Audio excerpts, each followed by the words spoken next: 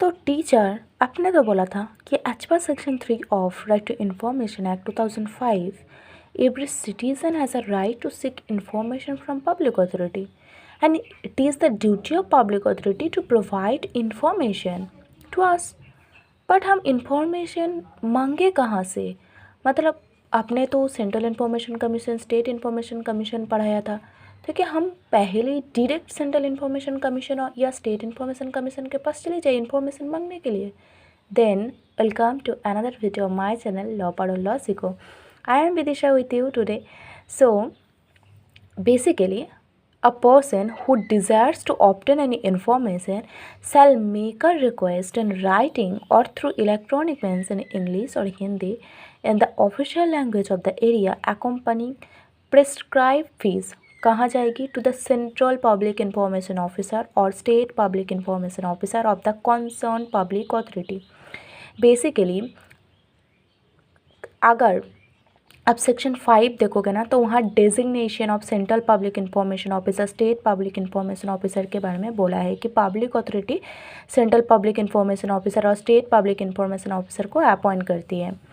और at the sub district और sub divisional level में central assistant public information officer और state assistant public information officer के पास क्या करेगी? वो पर्सन अपना रिक्वेस्ट डालेगी फॉर ऑब्टेनिंग इंफॉर्मेशन. अब ऑन रिसीप्ट ऑफ रिक्वेस्ट, जब से वो रिक्वेस्ट रिसीव किया है तब से सेंट्रल पब्लिक इंफॉर्मेशन ऑफिसर और state public information officer within 30 days के अंदर वो इंफॉर्मेशन प्रोवाइड करेगी या रिजेक्ट भी कर सकती है अंडर सेक्शन 8 और सेक्शन 9 पर. और ये भी याद रखना, if information is concerned with life और liberty of any one then same shall be provided within 48 hours.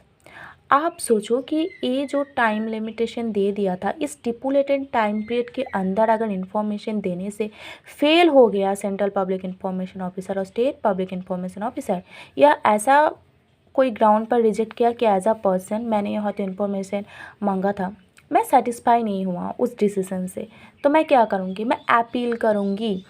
किसके पास? Who is senior in rank to the central public information officer और the state public information officer. कब से?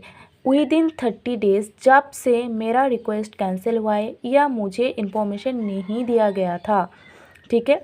अब सोचो मैंने senior rank वाला ऑफिसर को अपील डाल दिया था, लेकिन उन ऑफिसर भी, उनका जो भी डिसीजन आया था वो भी मैं सेटिस्फाई नहीं हुआ.